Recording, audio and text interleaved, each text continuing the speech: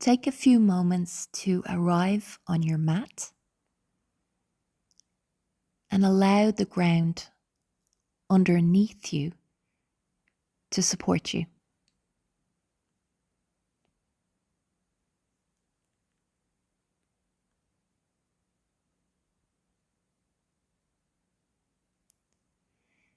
Then hug your left knee in towards your chest and keep your tailbone and sit bones on the floor. Resist the stretch. So press away with your shin as you hug your shin in. And then interlace your hands behind your thigh, legs straight or bent. Now, many people will have that knee very bent. And don't worry, the hamstring will release anyway. But as we point and flex the foot, keep pressing your thigh into your hand. And now evert and invert, so move your foot from side to side, about 10 times. Keep that pressure on your thigh as you draw that foot in circles for your ankle in one direction. And then changing the direction of that circle with your ankle as you allow yourself to breathe. There's no wrong or right here, so just do what you can. Coming into a twist now, draw that left knee across the body, and very important, lengthen your low back. If there's any pain in any of this sequence, make adjustments. So keep the low back long will really help. Now coming into a happy baby, I know this pose seems funny or looks funny if you're new, but if you keep your tailbone on the floor, it's awesome for the low back. Take hold of your inner thighs if you need to, and if you can, your toes. But we're working with the body holistically, so the entire body, not just our hamstrings or not just our low back, but the relationship between everything. Hugging the opposite knee in towards the chest now and extending the left leg. And you can bring your hand behind your thigh if it's too difficult to take hold of the shin. That's all good. Again, allow yourself to breathe. And as you extend the leg a little or a lot, so your leg can be bent or straight, you'll notice my leg is still bent. It's all good. Press your thigh into your hands. The thigh is like a braking system or a release braking system for your hamstring. So when you activate it, your hamstring releases. Pointing and flexing our foot about 10 times here as we release our hamstring. Keeping our tailbone on the floor again. That's really important. And then bring your toes out and in. So slightly down towards the floor and to the side. Make that feel really good. Now our rotations for our ankle. Little circles in one direction. And then changing the direction of those ankle circles or rotations. See if you're holding your breath accidentally, of course, just noticing. And then sweeping the leg across the body for your twist. Now this is not a back bend, so if you're back bending accidentally, of course, think of lengthening your back always before twisting. Relax the top chest. The breath is as important as the moves here in our yoga practice. So breathing in and out through your nostrils if you can. And if you can't, just breathe evenly as we come into our happy baby again. It's more about lengthening the low back. So think of drawing your sit bones down towards the bottom of the mat as the tailbone stays heavy on the floor here. Should feel really nice for your back. Adjust if it doesn't.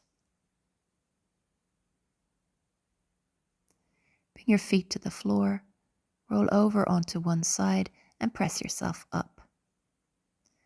Coming into a kneeling position, bringing the big toes together and knees wide. Sending your sit bones back. You can keep your sit bones lifted if you need to. Coming into cupcake hands, so lifting up onto our fingertips, you'll notice I'm lifting my head to lengthen the back. Think of drawing the muscles underneath your shoulder blades down towards your sit bones, pushing the floor away actively with your fingertips, and again breathing, allowing the breath to flow. If it doesn't flow, back off what you're doing physically. Tabletop position, hands under shoulders, knees under buttocks, and cat-cowing the spine. So sending your sit bones back and up, one vertebra at a time, concaving. And then exhale, one vertebra at a time, rounding. About 5 rounds of our cat-cow here. So we continue. Can you get each of your vertebra moving? Not just your favorite vertebrae to move, but all of them moving and working. And imagine that you're oiling a cog, or you're lubricating your joints here with movement. Keep breathing, releasing the excess tension, and then elbows to the floor, lengthening our arms for freestyle arms and legs Pilates. You might need to pad your pelvis here, particularly if you're a male, as we tilt our pelvis forward. Suction your belly button away from the floor and lifting one arm and then the opposite arm, changing sides. And we should feel a squeeze in the glutes, so keep the front of the pelvis glued to the floor. This is not about leg height. This is about back strength or back strengthening. So we draw our navel in, we press our hips and pelvis forward, and we should feel that glute squeeze as we lift the arms and legs. Think of lengthening the front line of the body as you do this. Draw those muscles underneath your shoulder blades down towards the low back. Again, relax, relax, relax. Lots of cues. Do what you can. Hands under shoulders for our Bhujangasana. Now lift the top chest, but as I'm demoing, I'm not pressing through the hands. It's my back strength. Tilt your pelvis forward, get rid of the low body back bend, and just use your back strength. Suction your belly button in towards your spine as you lift and lower. You can hold, so I'm doing this about 3 times, but if you get really tired, just lower back down and come into it. Squeeze your elbows into your ribs. They should be touching your ribs. Stretch your toes away. Lift your kneecaps off the floor and lower back down. Inhale, lift. We either breathe freely as we hold, or we lower down on each exhalation and come back into it. Do what you can. What you can is perfect. Remember, Rome is not built in a day, so little by little, we build our strength. Try not to fatigue yourself too much that you won't come back to something. Just do enough that you'll come back. Press yourself back up into your kneeling position, tuck your toes, and most importantly, keep your knees bent here for your down dog, particularly if your low back is an issue. We want to lengthen our spine in our downward facing dog. That is the most important thing. And usually people's hamstrings can be so tight that the low back rounds, which doesn't really work in terms of how the low back works. We don't want to strain or stress the low back. So bend your knees and think of sticking your bum out. Your breath is more important than my cues. Think of it like that. I know the cues are important, but you might get the priority right if you think of, I'm just going to breathe and do what I can. Walk your hands back to your feet. You can place your hands on your thighs here, bend your knees, press through the balls of your feet, and explore how carefully tucking the tailbone under and stacking your vertebra feels. How does it feel to round back down through the spine, one vertebra at a time, like you're peeling your spine off an imaginary wall. And then press into the balls of the feet again. Knees are bent. Tuck the tailbone and re-stack your vertebra one at a time. No stress here. Do what you can. Come back to the video. Repeat and get more each time you come back. Think of enjoying the practice and working with your body mindfully. You can bring your hands on your thighs here as you forward fold, or your shins or the floor. And walk your hands back out into your downward facing dog, bending your knees. Now have a little wiggle. How can you find what it feels like in a good way to lengthen your back? We're basically doing that whole sequence again in reverse. See if you can enjoy it a little bit more. Work with your body a little bit more mindfully this time. So big toes together, knees wide, child's pose, lifting the elbows. Cupcake hands coming up onto the fingertips, lengthening the back. I'm demoing here being really high. So some people might need to be really high because flexibility is not something we can force in one practice. Checking in with the breath as you lengthen the back. Are you allowing the breath to flow in and out? Allow the exhalation to carry the excess tension away. Tabletop position and cat-cowing the spine. Inhaling, we concave, and exhale, round up through the spine. Inhale, relaxing the face and jaw, concave.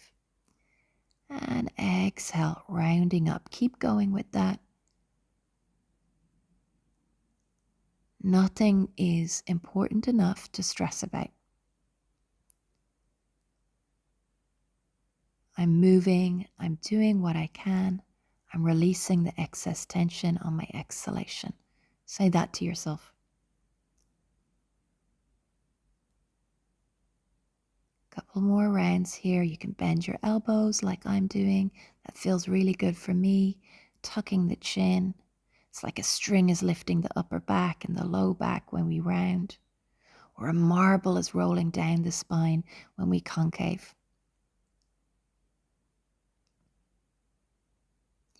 Coming down onto our elbows and then lying on our belly for freestyle arms and legs. Glue your navel in towards your back. Feel the squeeze in your glutes.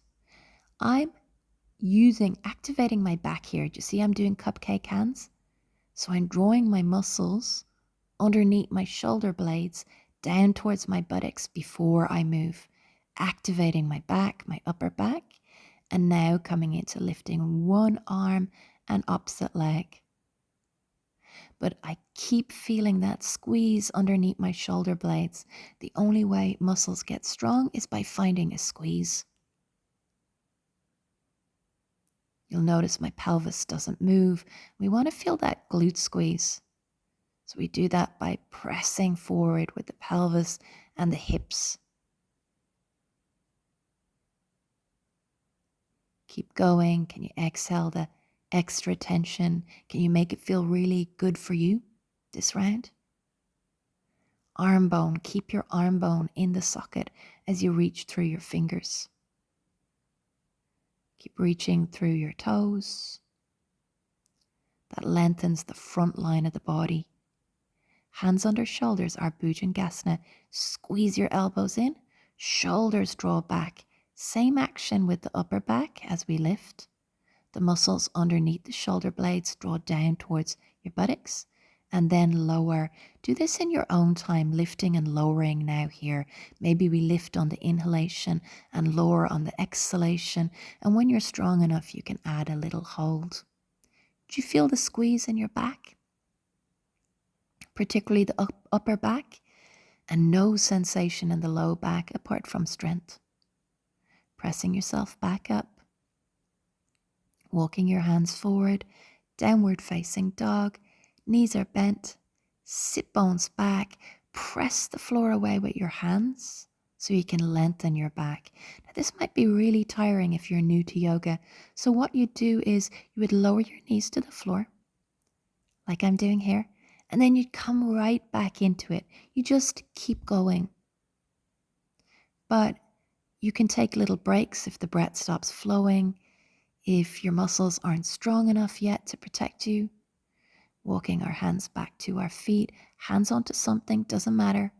Just make sure your low back feels good, and then press the floor away with the balls of the feet. Forward folding here.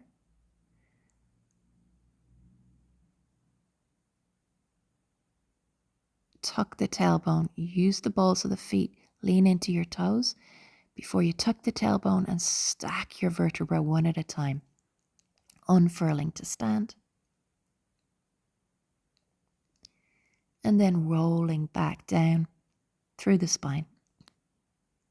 One vertebra at a time. Hands onto something. Hinge at the hips. So moving your sit bones back at the beginning if your hamstrings are too tight, and eventually up towards the ceiling. Allow the tension to melt off your head, your spine, before walking your hands back into your downward facing dog. Maybe you take little breaks.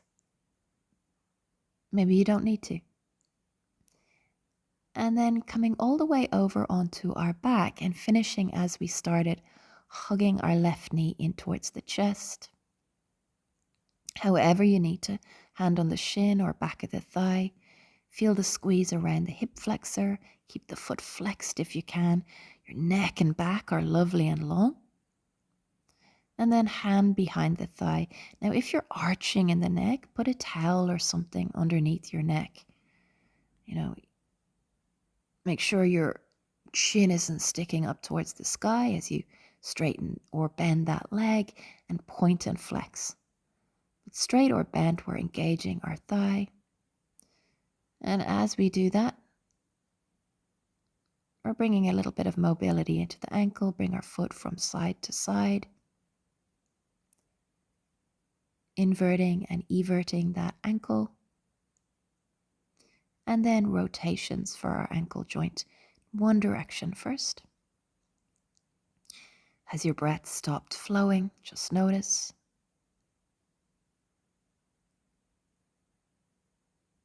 And then change the direction with those ankle circles. You're doing great. We have 3 more minutes left. Maybe you'll be able to take a little bit of a longer Shavasana. So keep pressing through that thigh. And then coming into our twist. So twists are really good for the body, as is that hamstring release from the back, because we can't cheat. By stressing the back and straightening the legs, it's very clear when the buttocks lifts off the floor. Coming back through the center, back into our happy baby, and keep that buttocks on the floor. I know it's kind of a funny pose, but once we do it a few times and notice how good it feels for the back, it's something we can come back to again and again. Make sure that neck is not arching as you hug the opposite knee in towards the chest. So you can roll up a towel underneath your neck. That's usually the best bet. Releasing the tension on each exhalation, allowing yourself to breathe. I know there are so many cues here, but let go of anything that you don't get first round, and maybe the next round you'll get it. Press your thigh into your hands, releasing our hamstring. Breathe.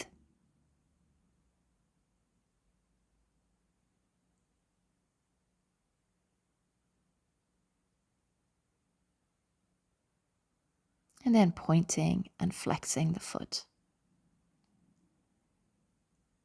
Keep breathing while we're doing something with the rest of the body. Everting and inverting that ankle. Releasing around your ankle joint. So explore your way through that, and rotations for your ankle.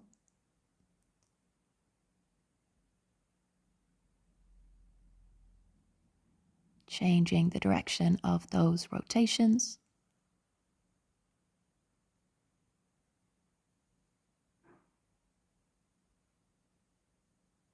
Coming into your twist.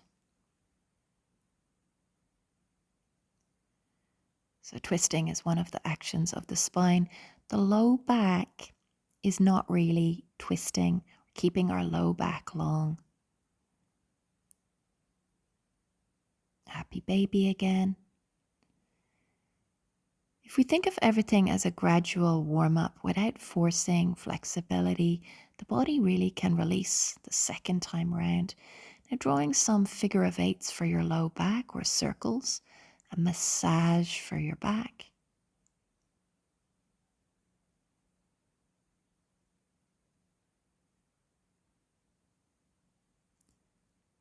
And windshield wipering those legs from side to side, lengthening the back knee.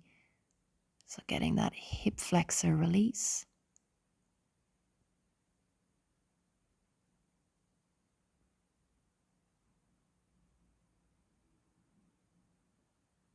Supta Baddha Konasana, soles of the feet together like a butterfly, and flap the wings of the butterfly or bounce your knees gently in a way that feels good.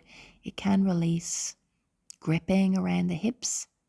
See what it feels like for you. I like to rock my hips from side to side, my knees from side to side. Often tight hips go with low back pain for some reason.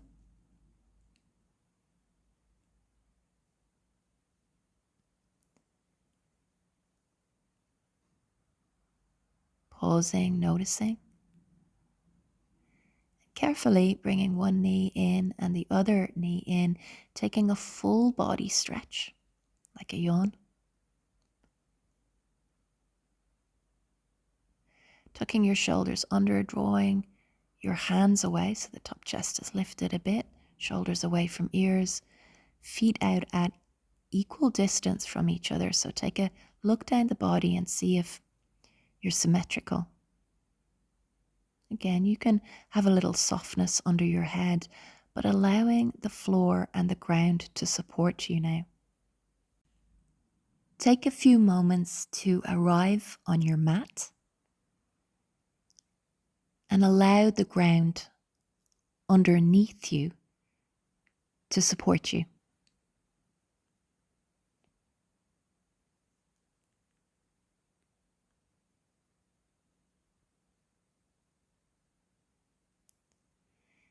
Then hug your left knee in towards your chest and keep your tailbone and sit bones on the floor.